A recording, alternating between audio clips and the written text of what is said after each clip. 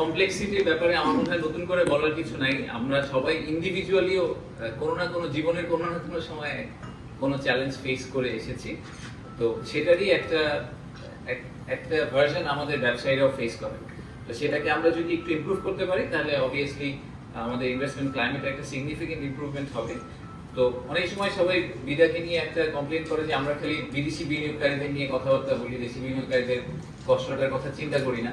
তো এই স্পেসিফিক্যালি জমি রেজিস্ট্রেশন ইস্যুটাতে যদি কেউ বেনিফিটেড হয়, আমার ধারণা যে দেশি ব্যবসায়ীরা অনেক বেশি আসলে বেনিফিটেড হবে আদার দেন বিদেশি ব্যবসায়ীরা তো আসলে জেনারেলি রেজিস্ট্রেশন করেনি না, তো জয়েন্ট ভেঞ্চারে না গেলে। তো আমার ধারণা যে এটা আসলে দেশি ব্যবসায়ীদের জন্য একটা পজিটিভ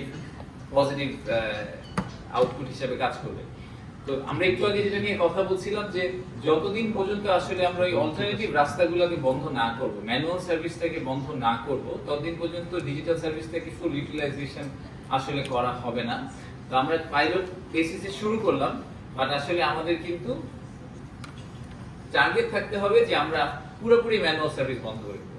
ম্যানুয়ালি কেউ কোনো সরকার থেকে সার্ভিস নেবে না, সরকার থেকে সব সার্ভিস ডিজিটাল নেবে। আমরা যদি ডিজিটালি আমাদের আমাদের টেইলার বলেন আর আমাদের ফুড ডেলিভারি ম্যান বলেন, সবাইকে যদি আমরা ডিজিটালি পে করতে পারি, তাহলে আমরা সরকারের কাছ থেকে কেন ডিজিটালি সার্ভিস নিতে পারবো না? অবশ্যই আমাদের সেই এক্সপেকটেশনটা থাকতেই পারে মেম্বার্স অফ দ্য পাবলিক হিসাবে, যে সরকারের যাবতীয় সার্ভিস আসলে ডিজিটাল হবে, ম্যানুয়াল কোনো সার্ভিস হবে না, বাসায় বসে করা হবে, কোথাও যেতে হবে না। তো আমার আশা হচ্ছে যে আমরা আরেকটা ধাপ এগোলাম। আমরা এখন বললাম যে এখনো 2টা চালু আছে, বাট বছর শেষ নাগাদ হয়তো আমরা ম্যানুয়ালটা কমপ্লিটলি বন্ধ করে দিব, সবাইকেই আসলে ডিজিটাল সার্ভিসে যেতে হবে।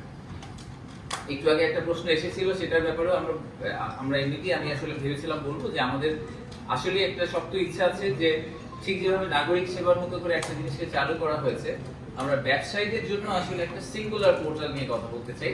যে আপনি যদি একটা ব্যবসা চালু করতে চান, ব্যবসা খুলতে চান, ব্যবসার কন্টিনিউটি পয়েন্ট অফ ভিউ থেকে সরকারের কাছ থেকে আপনার যা লাগবে, যেই সার্ভিসই লাগবে, আপনি একটা ওয়েবসাইটে যাবেন। আপনার সিটি কর্পোরেশনের ওয়েবসাইটে যেতে হবে না, বিডার ওয়েবসাইটে আসতে হবে না, বেজার ওয়েবসাইটে যেতে হবে না।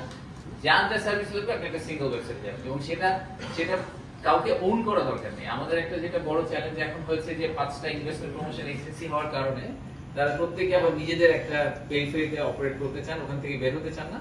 সেটা আমরা বন্ধ করে মানে মানুষের কাছে সরকার একটাই। আমরা নিজেরা যদিও অনেকগুলো ডিফারেন্ট ডিপার্টমেন্ট, এজেন্সি, আলাদা মন্ত্রণালয় হিসেবে অপারেট করার চেষ্টা করি, জনসাধারণের কাছে, ব্যবসায়ীদের কাছে সরকার একটাই, সেটা গণপ্রজাতন্ত্রী বাংলাদেশ সরকার।